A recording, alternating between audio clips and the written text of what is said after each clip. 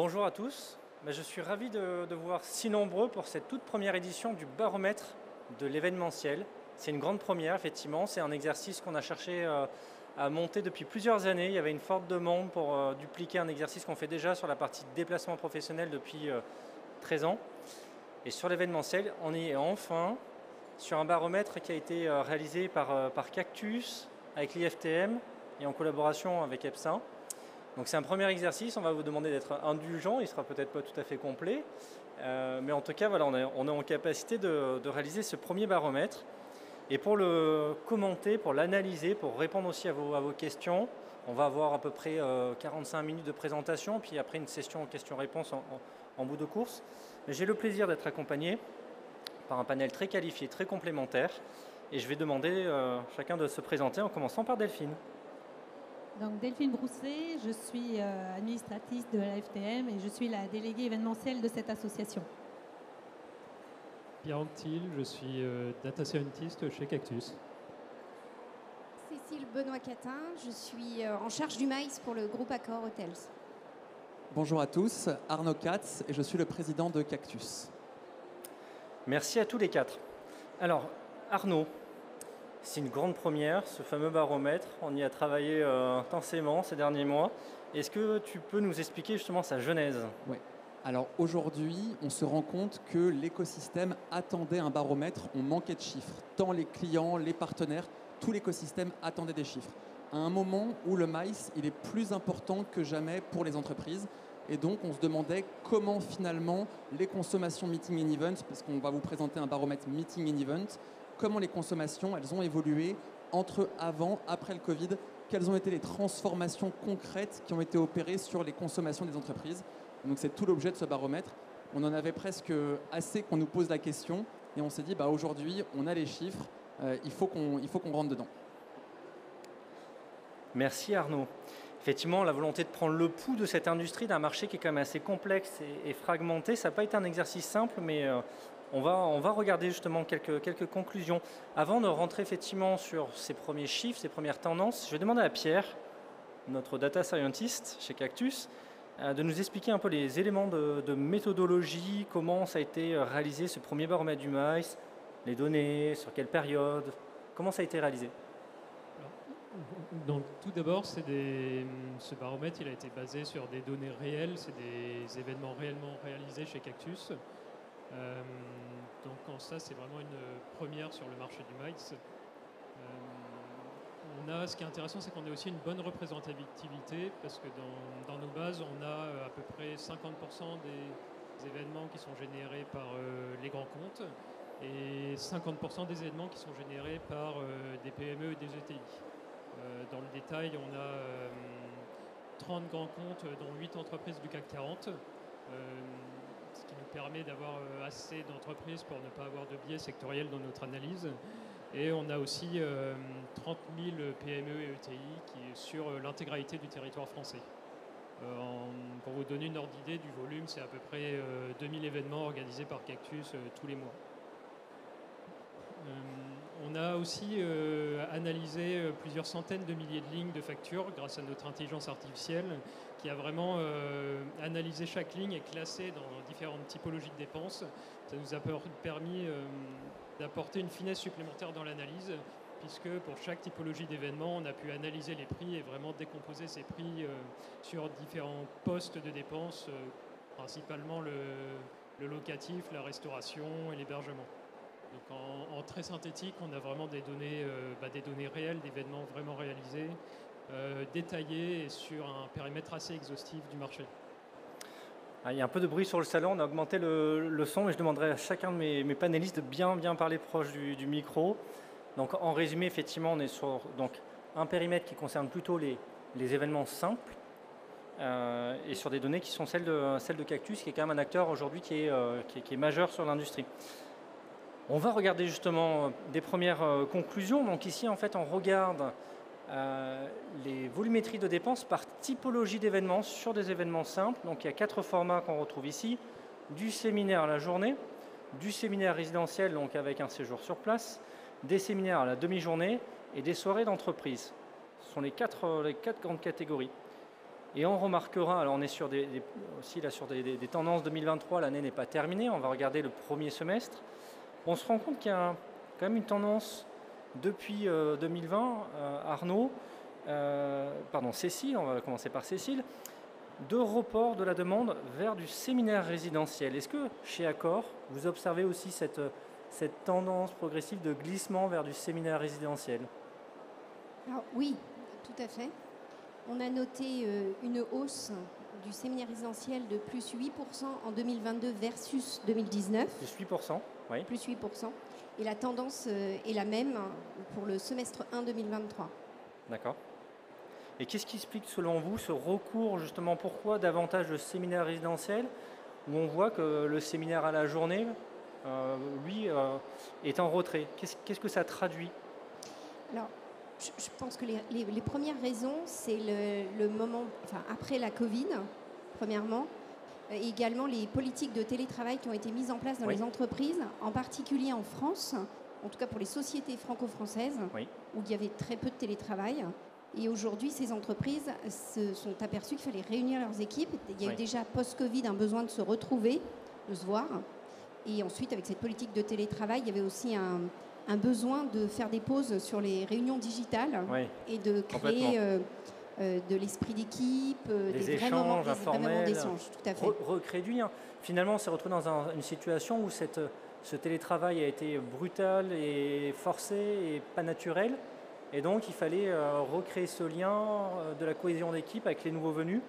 Et c'est ça qui explique cette Oui, en particulier sur 2022, tout à fait. Très bien.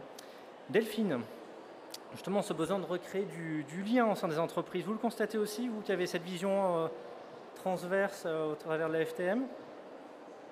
Alors oui, il y a vraiment un besoin de renouer et de faire ce qu'on appelle la cohésion d'équipe.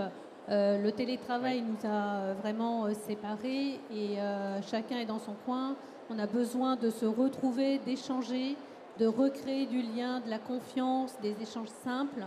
Et c'est vrai que donc, le retour au séminaire de courte durée, résidentiel ou pas en tout cas, il est bien présent. 2023 nous l'a démontré et ça reste un poste très important dans nos sociétés et sur lequel il y a beaucoup d'attention et sur notamment ces petites, on va dire ces petits séminaires qui sont très qualitatifs pour que nos collaborateurs se retrouvent et reprennent donc on va dire cette avancée avec plus de confiance, plus de relationnel qui a fortement manqué. On est des bêtes sociales, un peu. On a besoin justement de ces interactions, pas au travers d'un écran. Le lien social est très important. On travaille en équipe à distanciel, c'est très différent que de travailler en présentiel. Donc on a besoin de ces petits séminaires. Arnaud ? Si je peux me permettre, finalement, il y a une forme de stabilité dans les consommations des entreprises. Il y a uniquement la partie séminaire résidentiel qui tire un peu son épingle du jeu. Pourquoi ? Parce que c'est la traduction concrète des transformations de comportement entre avant et après le Covid. Donc là, on se rend compte que finalement, même si en nombre, les séminaires à la journée, ils augmentent très légèrement, en proportion, c'est vraiment le séminaire résidentiel qui vient tirer son épingle du jeu. Et c'est ce que vous disiez, c'est vraiment la traduction concrète de comportement au sein des entreprises où il y a besoin de recréer du lien. Et c'est, entre guillemets, une manière organisationnelle qu'ont trouvé les entreprises pour... En fait, ça devient presque un outil d'organisation du travail. Il n'y a plus ce côté remerciement des collaborateurs. Il y a vraiment quelque chose qui devient plus structurel au sein des entreprises. Et en tout cas, c'est comme ça qu'on interprète ces chiffres.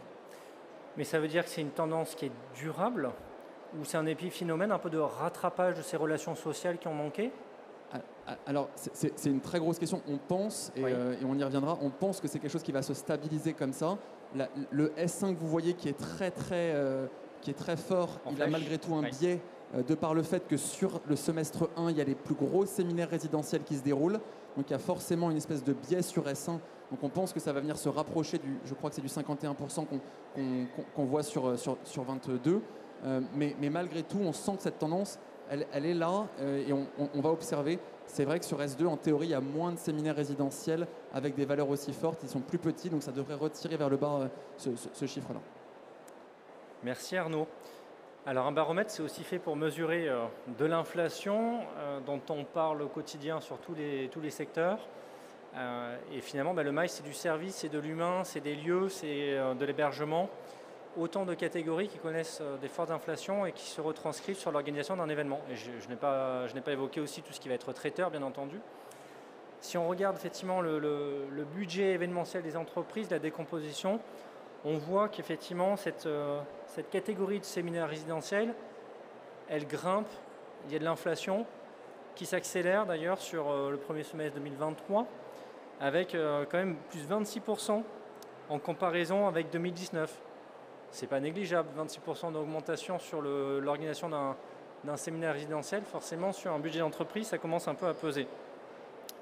Arnaud, est-ce que ça traduit justement un peu, c'est le revers de la médaille, c'est le succès de ce format-là qui fait que ça je suis très impatient d'écouter Cécile sur cette question, mais en fait, j'ai l'impression que le séminaire résidentiel, il regroupe un peu tout ce qu'il ne faut pas, quoi. Oui. L'hébergement, on sait que les chambres d'hôtel, c'est pas donné en ce moment, voilà, donc je pense que c'est compliqué. Personne en doute. La restauration, c'est pas donné non plus. Oui. Il y a des frais de personnel significatifs, donc en fait, à date, clairement, la hausse des prix, elle est avérée, elle est concrète, il n'y a pas de secret. On a observé que ça n'a pas joué sur les consommations à date des entreprises.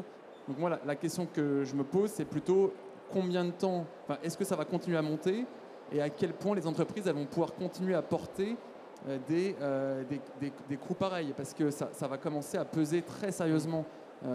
Faut imaginer sur des très grands comptes, sans donner de nom, qui font 4-5 séminaires par jour avec une moyenne de 30 participants. Je vous laisse imaginer le budget que ça représente annuellement pour un grand groupe français. Quand on passe de 370 € à plus de 400, c'est des impacts significatifs. Donc, moi, la question que je me pose, c'est comment le marché va réagir. On a l'intuition, et encore une fois, on n'a pas de boule de cristal, que les prix vont se stabiliser, j'espère. Oui. Mais en fait, combien de temps, si ça devient vraiment quelque chose de structurant pour les entreprises, si vraiment on peut plus se permettre de ne plus faire de séminaires résidentiels parce que ça devient stratégique pour les entreprises, oui. Comment les entreprises vont faire finalement? Est-ce que ça va faire fléchir la demande? Mais on va parler après avec Delphine de la vision achat et comment on répond à ces inflations fortes. Mais avant de regarder ça, on va essayer de regarder aussi avec Cécile justement votre vision d'un point de vue géographique. Justement, ce qu'on regarde de ce baromètre est aussi très intéressant. Alors les chiffres sont peut-être un peu petits, mais vous aurez la possibilité de télécharger. Ce qu'on constate, c'est que finalement, la part de marché sur la journée d'études, on fera le même exercice sur le séminaire résidentiel, la part de marché de l'Île-de-France a tendance à diminuer au profit justement de la province et des capitales régionales. Cécile, qu'est-ce que ça vous évoque justement ces chiffres-là? Est-ce que c'est une vraie réalité de transfert de la demande en province? Alors, nous, on a observé effectivement, alors déjà, avant de commencer, je vais vous dire que l'inflation, elle est partout, quasiment partout sur le maïs, sur toute la France. On l'a quand même bien vu en analysant le baromètre. Il est vrai que Paris est au-dessus en termes de tarifs maïs que les régions françaises, mais ça a toujours été le cas. Là, par contre, la différence, c'est qu'on parle d'une hausse moyenne de 15% versus certaines régions qui ont pu du coup tirer leur épingle du jeu et se mettre en avant, comme les Hauts-de-France, où on a plus 5,8, je crois, ou Provence-Alpes-Côte d'Azur, où c'est plus 6,9. Et en fait, c'est vrai que les régions ont vraiment tiré leur... Elles profitent. Exactement. Cette aubaine-là. Ça a permis aussi aux acheteurs, mais également aux organisateurs, de regarder ces régions davantage qu'auparavant, où c'était plus facile d'organiser sur Paris. Donc vous recevez effectivement plus de demandes aujourd'hui sur ces hôtels en province. On sent qu'il y a une vraie demande, un peu une délocalisation. Et pas forcément que dans des très grandes régions. Les Hauts-de-France, c'est une grande région, mais c'est une région qui est facile d'accès, qui n'était pas forcément attractive, on va dire, d'un coup. Et en fait, là, brusquement, finalement, et les hôtels ou les lieux événementiels, d'ailleurs, sont tout aussi bien dans les Hauts-de-France qu'à Paris. Complètement. Sur le séminaire résidentiel, on a un peu la même image. Alors sur une catégorie, on a vu il y a davantage de recours au séminaire résidentiel. Donc la saturation du marché aussi, elle est présente. typiquement, l'Île-de-France, qui représentait 53% des parts de marché, est descendue à 40, moins 13 points. Et ça, effectivement, ça traduit aussi ces reports-là. J'ai envie de poser une question du coup à Delphine, effectivement avec la vision achat. Quand on est une entreprise, comment on va gérer toute cette inflation-là pour ne pas la subir? Est-ce qu'on réduit le nombre d'événements, le nombre de participants, on délocalise? Quels sont un peu les leviers sur lesquels on peut travailler? Alors déjà, il y a un constat qui est fait, c'est que beaucoup de sociétés maintenant organisent des événements à l'intérieur dans leurs locaux. Oui. On a vu cette croissance et peu importe, on va dire, la taille de l'entreprise ou son secteur d'activité, mais il y a quand même vraiment un retour sur cette organisation d'événements à l'intérieur des locaux. Ensuite, on est dans un positionnement de savoir où on met le curseur sur l'importance d'organiser ces événements. Donc je pense qu'aujourd'hui, on est encore dans des années où on est un petit peu encore frileux, on a besoin de ces événements. Donc quand on va aller négocier nos prestataires pour organiser un événement, on va surtout faire très attention parce qu'on a bien conscience de toute l'inflation. L'inflation est liée dans la majorité de toutes les prestations qu'on peut avoir dans un événement. Oui. Donc c'est très compliqué de dire je vais réduire ma quantité d'événements, je vais réduire la qualité de mon événement. Donc, on est dans vraiment une démarche vraiment très très pointue pour dire on ne touche pas la qualité de notre événement, est-ce qu'on en a besoin? C'est fondamental. Mais on sait que le marché est sur une inflation très très grande. On voit l'actualité, toutes les matières premières flambent. Les lieux maintenant, comme disait Cécile, on est en train de délocaliser nos événements, notamment tous ceux qui étaient organisés sur Paris. On va plutôt sur des événements plutôt verts. Et c'est pareil, on sait que nos prestataires sont impactés par ces inflations. Donc la négociation, on n'est plus dans de l'achat agressif, on est dans de l'achat intelligent et avec un comportement win-win. Donc on fera attention naturellement dès qu'on va négocier ces événements de bien prendre en compte les impacts que subissent aussi nos prestataires. Et Delphine, vous avez parlé justement du côté événement vert, qui est un vrai sujet. On cherche à décarboner toutes les activités, y compris l'événementiel. Est-ce que ça, justement, c'est un facteur inflationniste aussi? Alors là, on part sur des années où naturellement on va être très impacté par l'éco-responsabilité. Oui. On sait que dans l'événementiel, on ne va pas du tout y échapper, au contraire.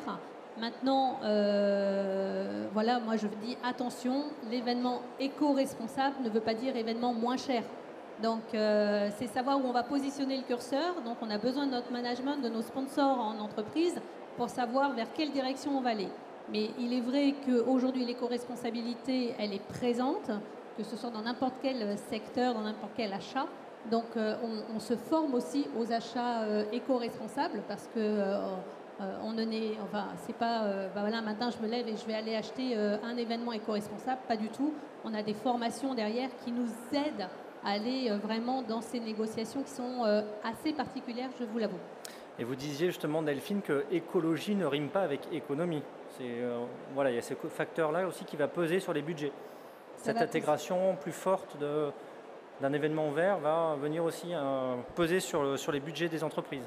Ça va peser. Il va falloir peut-être revoir aussi le concept de nos événements. Oui. Mais en tout cas, je pense que peut-être que ça va jouer plutôt sur la durée des événements.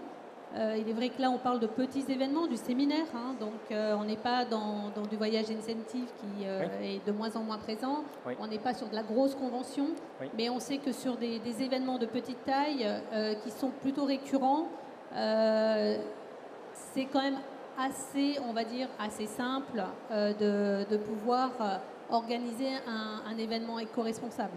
Ça veut dire que, par exemple, sur toute la partie restauration, on peut avoir des acteurs avec du circuit court, on peut avoir des acteurs avec aussi, il n'y a pas que la partie environnementale, il y a aussi la partie sociétale. Et ça aussi, on l'oublie souvent dans un événement. Donc quand on va acheter, on achète de l'éco-responsabilité dans la partie vraiment environnementale, ça c'est, on va dire, assez visible, assez simple. En revanche, sur la partie sociétale, il ne faut pas l'oublier et je pense qu'on peut faire de très belles choses avec des ESAT, par exemple. Tout à fait. Donc, à bien prendre en compte. Tu nous donnes vraiment une idée pour l'année prochaine. Parce que vraiment sortir des chiffres sur l'impact finalement de toutes ces actions écologiques, RSE sur les consommations. Est-ce qu'aujourd'hui les entreprises elles sont davantage fléchées vers le prix ou est-ce qu'il y a vraiment un impact sur les consommations? En fait, ça, on a peu de chiffres là-dessus, donc on va le suivre pour l'année prochaine. Exactement. On va essayer de regarder les évolutions, enfin en tout cas non, plutôt la répartition des lieux réservés en 2022. On va revenir un peu en arrière sur une année encore transitoire, de regarder finalement et sur de la journée d'études à gauche et sur du séminaire résidentiel à droite, quels sont les lieux les plus réservés. Mais avant de commenter ces chiffres, Pierre, peut-être un petit point méthodologique justement sur ces chiffres-là. Est-ce qu'on a un écosystème qui se développe fortement? Ouais. Est-ce qu'il y a des... Aujourd'hui, Arnaud, ce qu'on a vu et ce qu'on voit clairement sur la partie journée d'études, oui, c'est l'avènement d'un nouveau type d'offre sur le marché du séminaire. Il y a vraiment tout un nouveau type de lieu qui a émergé en 4-5 ans, qu'on a appelé lieu atypique, mais finalement, il y a des belles marques derrière, comme Keys, comme Métaphore, comme Deskeo, qui ont vraiment créé des lieux qui sont dédiés au séminaire. Ça n'existait pas il y a quelques années. oui. Et là encore, Cécile, elle pourra certainement apporter un éclairage. On a le sentiment que ça a tiré tout le marché vers quelque chose de plus qualitatif, de plus haut de gamme et plus accueillant. Et donc, nous, on observe clairement l'hôtellerie qui a suivi cette tendance. J'aurais pu également citer dans cette tendance Mama Shelter ou Ojo. Ah, pardon. Donc l'entreprise recherche le côté atypique, sympathique, différenciant. En tout cas, c'était une vraie surprise pour nous. On pensait que le centre d'affaires était encore un acteur très fort sur la journée d'études. Oui. Il a été réduit, en tout cas les lieux qui se définissent comme centre d'affaires ont été réduits de manière significative. L'hôtel, c'est un acteur significatif, mais on voit vraiment l'émergence de cette catégorie-là. Et sur la partie séminaire résidentiel, finalement, il n'y a pas beaucoup de surprises parce que un séminaire résidentiel, un lieu qui peut comporter plus de 30 chambres, à part les hôtels aujourd'hui, il y a très peu d'acteurs qui le proposent. Donc c'est assez logiquement une forme d'hégémonie de l'hôtellerie. Merci Arnaud. Alors si on reste sur la journée d'études, Cécile, l'hôtel c'est à peu près le quart, 23% des parts de marché. Du coup, ces espaces atypiques qui sont très plébiscités, pour vous c'est de la concurrence, c'est de la stimulation, qu'est-ce que ça engendre au quotidien pour une chaîne comme Accor Hôtel? Alors, les espaces atypiques, je dirais, quand ils sont sortis, c'était vraiment un nouveau concept et ça répondait à une nouvelle demande du marché, comme disait Arnaud. Et c'est vrai que les hôtels regardaient, je dirais, et étaient plutôt contents que cette offre soit sortie. Oui. Nous, ça nous a permis de nous réinventer. Et au niveau des hôtels aujourd'hui, on a des offres, donc comme citait Arnaud, différenciantes et qui sont atypiques, comme les offres justement la marque Mama Shelter, la marque on casse les codes un peu standardisés. Complètement, ou demeures de campagne qui sont des offres au vert où vous êtes vraiment chez vous, complètement dans un environnement à la campagne, soit dans des lieux historiques, soit dans des bâtiments modernes. Mais ça a également aussi permis de réinventer nos marques classiques. Si je prends la marque Novotel, par exemple, si je vous cite aujourd'hui sur Paris Novotel Paris-Léal ou Novotel Paris-Vaugirard, vous êtes sur des espaces de salles de réunion qu'on peut aménager très atypiquement facilement, tout en gardant le classique s'il y a besoin, et une offre restauration qui s'adapte aujourd'hui à la demande et à la consommation du client. Donc à 3 stations de métro, on peut aller découvrir effectivement un lieu atypique. Du coup, il y a finalement une forme de porosité entre l'offre atypique et l'hôtellerie qui est elle-même en train de devenir... Ça pose des questions aussi sur la qualification en tant que telle de ce type de lieu. Oui, parce qu'aujourd'hui, on peut parler aussi de lifestyle, mais on a quand même, et on l'a vu aussi quand on a analysé le baromètre, des réunions classiques. En fait, ça existe toujours, donc il faut arriver à trouver l'équilibre. Et c'est vrai que là, aujourd'hui, chez Accor, on a la chance d'avoir un grand portefeuille de marques qui permet de répondre à toutes ces demandes. Donc ça vient un peu flouter les frontières entre l'hôtel qui cherche à se rendre atypique, c'est ça? Il n'y a plus trop cette séparation historique qu'on pouvait observer, c'est ça? Oui, ça influence. Ok, on réinvente les codes. Delphine, justement, ce recours à ces espaces atypiques, qu'est-ce que ça traduit au sein des entreprises, justement? Pourquoi le côté atypique, il plaît tellement? Alors, je pense que, d'après les analyses qu'on a pu faire récemment, pourquoi on cherche un lieu atypique? Parce qu'on a besoin d'évasion. Et Oui. je pense que c'est vrai que comme on ne va pas pouvoir aller aussi loin qu'on l'aurait souhaité, avant se déplacer plutôt, on organisait des événements plutôt à l'étranger, dans des lieux, C'est vrai. dans des sites géographiques qui sont hors du commun et qui nous permettent de nous évader. Aujourd'hui, restriction de coût, hein, faut pas l'oublier, il est là, il nous pend devant le nez. Donc on va chercher l'évasion et grâce à ces lieux atypiques qui sortent régulièrement, on va dire, ça nous permet de ne pas aller très loin et de vraiment vivre une expérience. On offre, en fin de compte, l'objectif dans l'organisation d'un événement, c'est d'offrir une expérience. Quelle qu'elle soit, peu importe le contenu de cet événement, il faut vivre une expérience. Et qu'est-ce qu'on voit en premier quand on arrive dans son lieu de séminaire? C'est, en effet, c'est cet établissement. Donc, on n'a pas besoin d'aller, de sortir, par exemple, de la France ou d'autres pays quand on est, en tout cas de notre territoire, pour pouvoir vivre cette expérience. Et ces lieux atypiques, on en a réellement besoin. Mais je sais que aussi Accor travaille beaucoup sur ces lieux-là, puisqu'ils nous offrent, ils font évoluer leurs établissements. Et donc, c'est aussi des attentes que l'on a parce qu'on travaille avec eux régulièrement. Donc, je pense qu'il y a une belle concurrence qui se fait, mais une concurrence qui est plutôt, on va dire, sympathique. Et la tendance qui accompagne cette nouvelle offre, c'est le fait d'avoir de plus en plus de packages, d'offres tout inclus, avec une forme de simplicité pour l'utilisateur qui n'a pas envie de se poser de questions. Donc on veut des lieux sympas, des lieux agréables comme tu le décrivais Delphine, mais on veut aussi ne pas se poser de questions. Donc vraiment on voit une forme de montée en gamme sur le niveau de service et sur le fait qu'on se pose. Voilà, il faut du tout inclus pour que l'expérience des collaborateurs, quand ils vivent un séminaire, qu'elle soit la plus confortable possible. Pour que ce soit simple, fluide, et une touche locale, atypique, c'est ça qui est recherché, qui est plébiscité aujourd'hui. Exactement. Quelque chose qui était presque marginal d'avoir du séminaire tout inclus, un peu comme à la maison, c'est en train de devenir la norme. Aujourd'hui, on le trouve sur des milliers de lieux, ce qui avant le Covid était sur seulement quelques lieux. Très bien. On va arriver sur la session des questions-réponses, mais avant de regarder ça, justement, ce qui peut être intéressant aussi, c'est d'avoir vos projections à chacun en termes d'évolution de prix.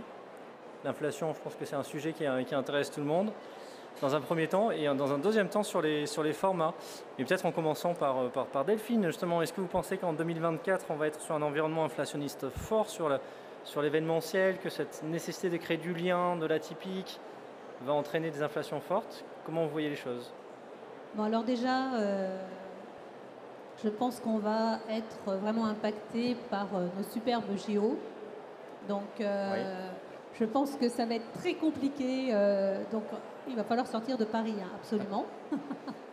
La chance qu'on a sur les JO, c'est que ça ne tombe pas dans les périodes les plus... Logiquement, voilà. oui. C'est la période creuse. Mais bon, voilà. Mais en tout cas, je pense que...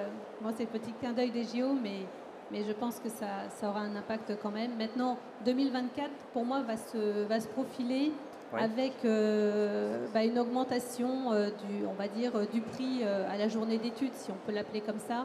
Ce qu'on appelle journée d'études, c'est, pour qu'on sache de quoi je parle, c'est vraiment un lieu, une location de salle, et puis des prestations, un café d'accueil, un matériel mis à disposition, donc quelque chose vraiment un package, mais en effet, ça va être augmenté. Pourquoi? Parce que on est dans une inflation et personne ne va y échapper.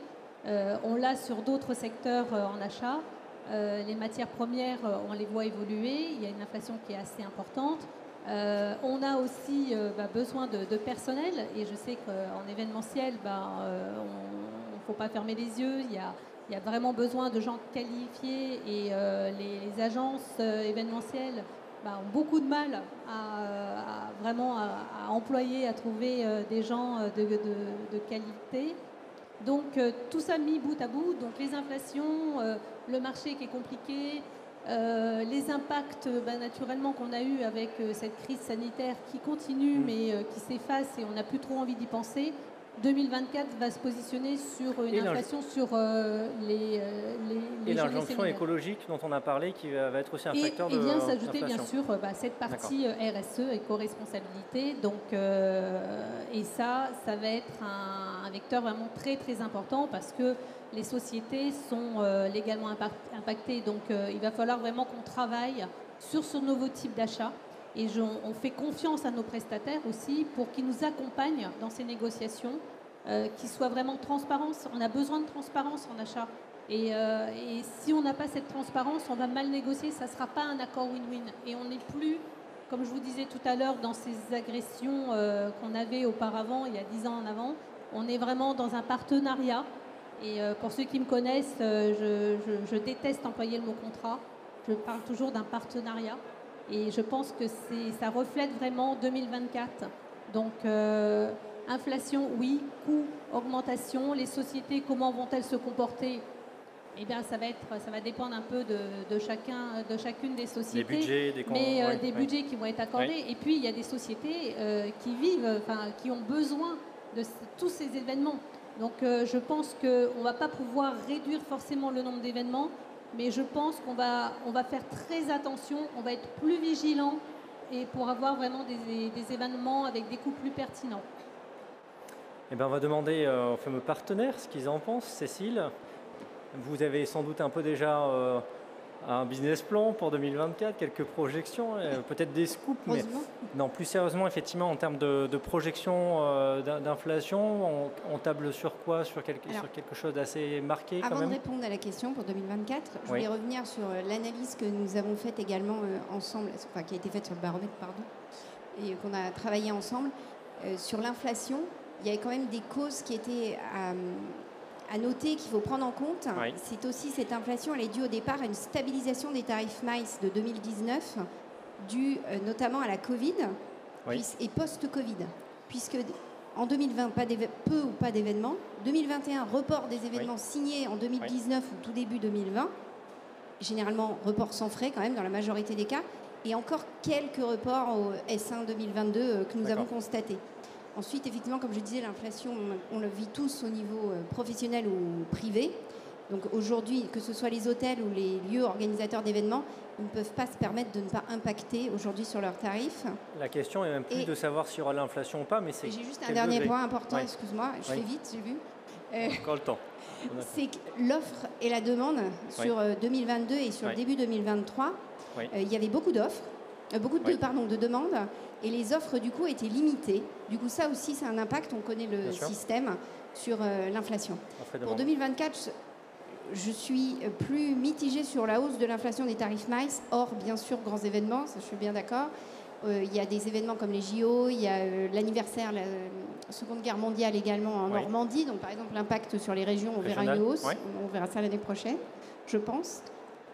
Mais plutôt sur une stabilisation globale, mais moi ce qui m'inquiète plus, c'est depuis juin 2023, on note une baisse légère, mais une baisse de ces demandes de séminaires résidentiels ou journées. Elles sont toujours là, mais il y a une petite baisse. C'est une inflexion, c'est ça? C'est peut-être lié aussi à la saisonnalité, je pense, pour le résidentiel.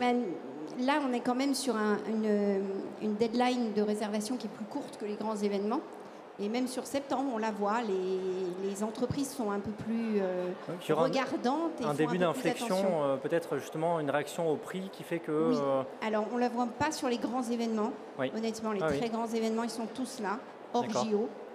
Donc, ce qui est plutôt positif. Et la France est positionnée sur des événements jusqu'en 2025-26, donc c'est plutôt positif. Mais c'est vrai que sur les plus petits, voilà, moi je serais plutôt regardante là-dessus. Et là, je sais que les entreprises aussi sont en train de réfléchir à leur budget. Et je rejoins ce qui a été dit sur la partie RSE. C'est aujourd'hui de plus en plus décisionnaire, mais ça a un coût. C'est pas gratuit, en fait, d'être socialement et au niveau vert répondant aux demandes et aux besoins ou à la législation. Merci Cécile. Arnaud? Je rejoins complètement Delphine. Les entreprises, elles vont être regardantes sur les prix. Nous, on n'a pas la main sur l'inflation, donc on espère en tout cas que ça va clairement se stabiliser, ou en tout cas que ça va être le moins possible. La seule solution, le seul remède, c'est de comparer, de mettre en compétition les prestataires. Il n'y a pas d'autre. n'y a pas d'autre solution. Et en tout cas, ce qu'on observe également dans les chiffres qui est présent dans le baromètre, c'est l'impact du nombre de devis comparés sur le prix finalement obtenu. Donc on se rend compte que ça ne sert à rien de mettre en compétition 25 prestataires, mais il faut malgré tout, j'ai plus le chiffre exactement en tête, il est présent, je crois que c'est un peu plus de 3.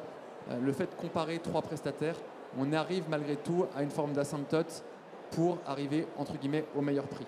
Donc il faut bien définir quel est le besoin client, parce qu'on n'a pas toujours besoin de la même gamme ou de la même localisation. Ça peut forcément jouer sur le prix final. Et enfin, mettre en compétition parce que les hôtels, ils ont malgré tout envie d'avoir, enfin les hôtels et les prestataires, ils ont envie de remplir au maximum. Donc ils auront envie d'avoir les événements qui se déroulent chez eux. Donc on fait jouer cette concurrence avec une offre qui se fragmente, qui se diversifie, ces espaces atypiques dont on a parlé. C'est ça qui permet aussi peut-être de limiter cette inflation en jouant sur la concurrence. Et une offre qui mûrit finalement. Oui. On se rend compte que tout le marché finalement il a grandi, il progresse. On commence à avoir des chiffres, on commence à comprendre comment le marché fonctionne. Donc il faut que les entreprises elles puissent, en routant bien leurs collaborateurs vers les bons lieux qui correspondent. Il y a vraiment quelque chose à faire là-dessus. Et si je puis compléter ce que tu dis, je pense que le poste de dépenses sur l'événementiel dans les sociétés a toujours été quelque chose qui a été pas très étudié. Voilà, on a beaucoup en achat, on a beaucoup de périmètres sur lesquels on est très pointu, etc. L'événementiel, c'est pas un poste qui a été beaucoup regardé, étudié depuis des années. Aujourd'hui, par contre, comme c'est le on est premier dans qui est coupé. S'il y a et besoin pourtant, de couper, c'est le premier. Voilà. Mais c'est pas regardé. On coupe sans forcément étudier d'autres solutions. Oui. Mais en tout cas, c'est un poste aujourd'hui qui est remis vraiment dans les achats, avec des acheteurs qui arrivent sur le marché qui sont vraiment des acheteurs spécialisés dans le maïs, comme on dit. Donc c'est très important parce que là, la société va justement reprendre toute cette étude, va se repositionner sur les événements, et c'est pour éviter justement qu'il y ait des coupures qui sont faites sans étude préalable. Je te rejoins. Une vigilance accrue. Oui. La plupart des entreprises ne savent pas finalement combien elles dépensent en événementiel. Les budgets qui sont travaillés par les entreprises en ce moment, c'est beaucoup pour les grands événements, mais finalement, elles n'ont pas d'informations concrètes du nombre de journées d'études, du nombre de soirées d'entreprise, du nombre d'afterwork, de restauration de groupe. Ça, c'est quelque chose qui finalement est complètement diffus dans leur budget. Et la plupart des entreprises, elles n'ont pas cette information concrète de qu'est-ce qui est dépensé en fonction des BU, en fonction des besoins. Et ça, c'est quelque chose aussi tel que tu l'évoques, qui doit arriver avec la montée en spécialisation du secteur. Mais c'est ce qu'on a vu pour la préparation de ce baromètre. Ça semble simple à réaliser, mais effectivement, chercher la donnée complète, c'est un exercice qui est assez complexe sur cette catégorie très fragmentée. Merci à tous les quatre. Il est 11h59, mais on va avoir le temps effectivement d'évoquer quelques questions. Si vous avez la salle, vous avez des questions. On est sur un exercice, un premier exercice à nouveau de baromètre, qu'on peut retrouver, Arnaud, d'ailleurs sur un exercice peut-être un peu plus complet. On n'a pas eu le temps de regarder tous les éléments du baromètre, mais vous pouvez le télécharger avec le QR code qui est ici présent, Arnaud, avec un focus aussi plus précis sur des zones géographiques, des typologies d'événements. Tout à fait. Et les commentaires de Delphine, de Cécile et de l'UNIMEV, la Fédération des métiers de l'événementiel, dans le baromètre. Merci à tous les quatre. Et écoutez, c'est le moment. Si vous avez des questions, n'hésitez pas. Il y a des hôtesses qui peuvent passer avec des micros, donc n'hésitez pas à lever la main. 2 questions par là.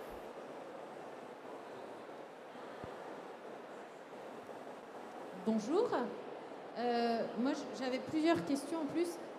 Déjà, je voulais savoir, parce que je ne crois pas que ça a été précisé, ce que ça veut dire séminaire, c'est-à-dire, vous tenez en compte quel type, c'est en termes de capacité, est-ce que ça inclut des conventions, des assemblées générales, je sais pas.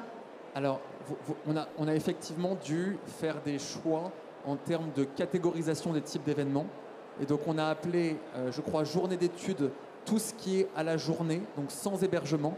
Donc, il peut y avoir du réceptif, donc des salles, de la restauration, des activités. Quand il n'y a pas de nuitée, on met ça en journée d'études. Et après, on passe en séminaire résidentiel dès qu'il y a de l'hébergement. Et enfin, en soirée d'entreprise, quand en fait c'est sur un time soirée. Mais du coup, ça peut être des séminaires de 20 personnes comme des séminaires de 4000 personnes. Alors aujourd'hui, sur l'offre qui est capable d'adresser Cactus, on va jusqu'à 400-500 personnes. Donc c'est pour ça qu'on parle d'un baromètre Meeting and Event qui permet en fait de donner, et ça Pierre nous l'a expliqué, c'est une représentativité des clients aujourd'hui qui sont, donc tout le baromètre est basé sur la base de données Cactus. Et justement, cette base de données, du coup, c'est la même d'une année sur l'autre, parce que vous faites des comparaisons depuis 2019, mais du coup, c'est toujours le même nombre d'événements à peu près Alors, c'est ça qui est intéressant dans la base Cactus. Vous le savez, on a fusionné Bird Office et Cactus. Bird Office qui était 100%, quasiment 100% grand compte, et Cactus qui initialement était que self-service marketplace. Il n'y avait quasiment pas de contrat cadre. Donc même les bases 2019 qu'on compare à 2022, on arrive à avoir une très belle... Enfin, c'est ça qui nous a donné envie de faire ce baromètre. C'est finalement de se dire, on a beaucoup d'entreprises grands comptes pour avoir pas trop de biais finalement dans notre échantillonnage. On n'a pas que des labos pharma, on n'a pas que des boîtes de l'industrie. On a aujourd'hui, et ça, on a 30 grands comptes pour être vraiment homogène, et on est vraiment 50-50 ETI, PME et grands comptes. Donc on sait que forcément il y a des biais comme dans tout baromètre, mais ce qu'on se dit, c'est que la force des bases aujourd'hui de Cactus, c'est d'avoir une forme de plutôt bonne représentativité de ce qu'est le meeting and event. C'est pas parfait, on va essayer de faire encore mieux l'année prochaine, mais aujourd'hui, c'est en tout cas un premier pas. Et justement, Arnaud, c'est un bon point, c'est qu'on est vraiment ici sur plutôt ce qu'on va qualifier d'événements simples, et l'idée, c'est de continuer à enrichir ce baromètre avec un acteur positionné plutôt sur les gros événements. C'est un peu un appel à candidature, Arnaud, pour un prochain baromètre, peut-être ? Exactement. En fait, et notamment avec Christophe, tous les ans, là, ça fait pour Cactus le 5e IFTM. Tous les ans, à la fin de l'IFTM, on se disait, mais comment c'est possible qu'il n'y ait pas un moment où on parle des chiffres du meeting and event sur l'IFTM ? Et donc, on voulait créer cet événement. Donc, on est très ouvert à ce que d'autres acteurs viennent se joindre à nous pour enrichir ce baromètre. D'autres, oui, au fond de salle et puis ici, d'autres questions. Je crois que madame était... Ouais. Oui, bonjour. J'ai deux questions en fait. Là, le baromètre, il est franco-français. Est-ce que vous avez un baromètre mondial ? J'aimerais bien. Ouais. Step by step. Exactement. C'est un des gros projets de Cactus que de s'étendre hors de nos frontières. Aujourd'hui, ce n'est pas encore le cas. Et comme on veut faire les choses dans l'ordre, pour le moment, on se focalise encore sur la France. Mais vous allez avoir des annonces d'ouverture de pays, mais pas tout de suite. On est tout de même sur une catégorie d'événementiel qui est très spécifique à chacun des marchés. Faire un exercice global, forcément, ça induirait de mettre tout le monde dans un même panier, alors que les réalités locales, elles sont très très différentes. En termes de fournisseurs, d'usage, c'est très très diversifié. On essaie vraiment de driver la montée en maturité du secteur, et pour ça, il faut avoir des chiffres qui sont tangibles. On croit beaucoup à suivre les chiffres finalement. On croit que c'est la data qui va nous aider à construire quelque chose de plus pérenne. Et donc pour ça, il faut finalement une taille critique. Et donc si demain je vous sortais des chiffres sur aujourd'hui on travaille en Belgique, pour beaucoup de nos grands comptes, on opère en Belgique. On n'a pas sorti les chiffres belges parce qu'on estime qu'on n'était pas suffisamment crédible finalement. Et donc il faut l'échantillon représentatif du marché, tout à fait. Il y avait une question aussi de madame ? J'ai une deuxième Pardon, question. allez-y. Alors moi je voulais parler plutôt technologie dans le Oui. MICE. Aujourd'hui, comment travaillent les agences qui vendent du MICE Bon, il y a les sociétés qui achètent le MICE, donc elles ont des outils. Il y a aussi des agences qui vendent du MICE, pour ces sociétés. Donc aujourd'hui, les outils technologiques, quels sont-ils ? Moi, ce que j'ai pu voir, c'est que il y a de l'automatisation, mais il y a aussi beaucoup de manual process. Donc voilà, je voudrais en savoir plus à ce niveau-là. Je pense qu'il faut distinguer événements simples et événements complexes, où on peut aller chercher l'automatisation sur des événements simples, et Cactus est je laisserai Arnaud témoigner. Sur du complexe, effectivement, on est quand même sur beaucoup de sur-mesures qui nécessitent plus d'interaction humaine. Mais Delphine, ou peut-être pour commenter ? Je peux déjà apporter une première réponse. Donc, quand on est dans le MICE, on organise différents événements. Donc, on a des outils aujourd'hui qui arrivent sur le marché, qui nous permettent d'organiser, en fin de compte, d'avoir un point d'entrée unique pour après orienter vers le bon prestataire selon la typologie d'événements qu'on souhaite organiser. Donc, il y a des plateformes qui existent. Et puis, il y a qui sont souvent dédiées pour des petits événements simples, mais qui ont leur place au sein d'une société, parce que meilleure maîtrise des coûts, meilleure maîtrise des prestataires avec lesquels on travaille, si on veut vraiment travailler par exemple par les RSE, donc on se dit si on veut des prestataires vraiment qui sont labellisés, qui ont leurs notes EcoVadis, etc., on va pouvoir cibler, orienter. Et puis après, l'outil ne fait pas tout, c'est comme dans beaucoup de domaines, l'outil ne fait pas tout. On a besoin d'avoir parfois des agences événementielles qui vont travailler en présentiel avec nous. On va avoir un échange vraiment humain, parce que l'événement est plus sensible, l'événement est plus complexe, on a besoin d'avoir un accompagnement, et les agences sont là pour nous aider. C'est un facilitateur dans l'organisation de nos événements. Donc, de dire, est-ce qu'on prend que des outils? Non. Est-ce qu'on travaille qu'avec des agences? Non plus. Je pense qu'il faut un mixte, et il faut avoir un peu, on va dire, plusieurs agences, parce que chaque agence a sa propre identité, a son propre réseau. Donc c'est très important d'avoir un petit panel, voilà, pour répondre à l'ensemble des besoins d'une société. Et pour vous répondre directement sur les technologies en tant que telles, je rejoins complètement Delphine. Les technologies comme nous, elles répondront jamais à des événements qui ont du contenu et de la scénographie. Donc en fait, on découpe des événements de grande taille et de plus petite taille. Et après, sur l'événementiel en tant que tel, la distribution de l'événementiel, chez Cactus, ça fait maintenant 7 ans. Là, on est la 8e année qu'on réfléchit à comment faire pour fluidifier cette distribution. Nous, on ne croit pas à l'instant booking d'événementiel. Pourquoi? Parce qu'un événement, c'est très compliqué. Il y a régulièrement des spécificités qui font que ça ne se... Du sur-mesure. Quelque part, c'est du sur-mesure. Il y a tout le temps des petites choses qui font que c'est très compliqué de le rendre complètement instantané. Ce en quoi on croit, c'est de fluidifier complètement le parcours pour qu'en fait, on permette à tous les prestataires de générer des devis de manière tellement rapide que le client, il ait son devis en quelques heures, quelques minutes. Donc finalement, on est en train d'aller vers un produit qui serait de l'instant quote, en fait, du devis instantané quasiment. Mais il y a malgré tout toujours de l'intervention côté supply. Et en fait, notre boulot finalement, c'est d'équiper les hôteliers, d'équiper, il y en a pas mal dans la salle, je vois des groupes comme Radisson. En fait, notre boulot à nous, c'est de faire en sorte d'accompagner la distribution du maïs. Et si toute la supply, toute l'offre, elle adopte notre solution, et du coup les clients ils ont des devis très très vite, c'est là qu'on aura craqué le truc. Donc et c'est ça qu'on suit de le plus près.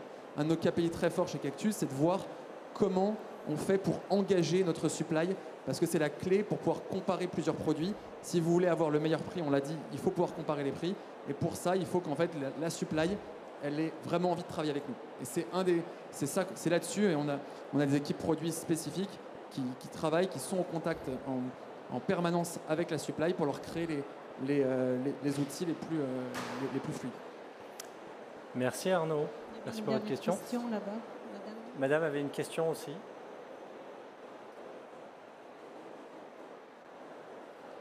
Karine Plechot du groupe Radisson Hotel.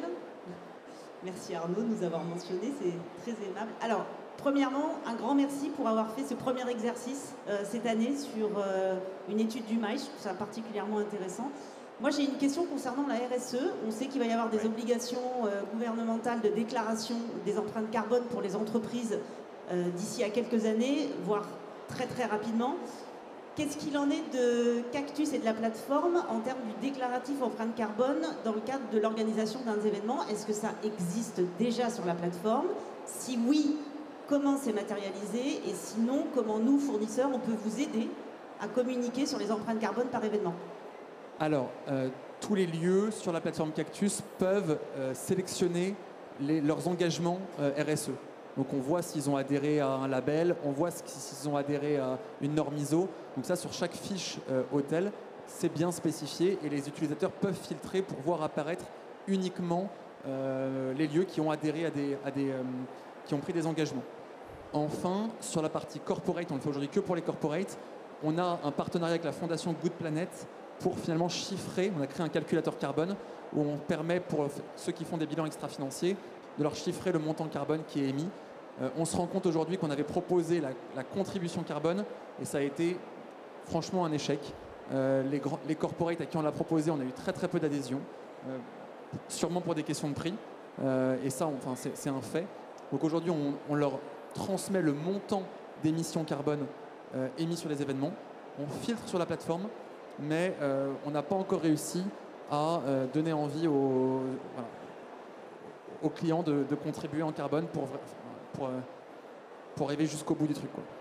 Cécile ? Oui, je voudrais ajouter, merci pour la question. Nous, on a mis en place un logiciel qui permet de calculer l'empreinte carbone. Et sur le mail, c'est en train de prendre. C'est vrai que c'est assez long. Je rejoins Arnaud là-dessus sur le mail. Par contre, sur l'individuel voyage d'affaires, c'est quelque chose aujourd'hui, un critère essentiel. C'est un critère de recherche. Tout à fait, et dans les signatures des contrats corporate également. Mais c'est vrai qu'en revanche, sur le mail, ça a été plus long. Mais on voit, on aperçoit qu'aujourd'hui, voilà, juste de faire l'exercice. Maintenant, après, comme le dit Arnaud, il faut que la compensation soit faite. Nous, on a fait une offre où nous prenions en charge la compensation, donc ça a très bien marché. Et aujourd'hui, on voit quand on bascule dans l'autre sens, c'est un peu plus complexe. On n'est pas prêt à payer le surcoût. C'est ça, en fait. Ça rejoint ce qu'on a dit. La RSE globale a un prix. C'est une attente des sociétés. Donc, c'est un travail pour vous, acteurs des événements et du voyage d'affaires. Mais voyage d'affaires, il est un peu plus mature sur ce côté émission de carbone. C'est plus visible. Voilà, c'est plus visible. Il y a moins d'acteurs aussi. Il faut penser que dans un événement, on peut vite se retrouver à 7 acteurs. Comment on mesure le caméraman, comment on mesure les impacts CO2 donc, du caméraman, d'un lieu, de la restauration, d'un transfert. Donc c'est beaucoup d'acteurs. Donc je pense que ça va évoluer parce que de toute façon, on est tous confrontés à cette nouvelle réglementation. Et des injonctions. Et nous, on va en avoir besoin. Donc on compte vraiment, c'est vrai, sur vous. Tous, partenaires, acteurs de l'organisation des événements, pour nous aider à compiler, à avoir cette donnée qui va être très très importante. Et en effet, aujourd'hui, dans nos appels d'offres, parce qu'on fonctionne en appel d'offres sur des grands événements notamment, on sensibilise beaucoup sur le positionnement, la labellisation, les notes EcoVadis de tous les acteurs, de tous les prestataires qui rentrent dans la composition d'un événement. Donc voilà, donc c'est quelque chose, c'est une attente et ça va aller très vite. C'était le mot de la fin, effectivement, la décarbonation aussi des événements qui va être aussi une tendance importante sur 2024. Merci beaucoup pour votre présence. Merci à mon panel, effectivement, pour ce premier baromètre. Merci. Et on vous donne rendez-vous l'année prochaine pour un deuxième exercice. Merci.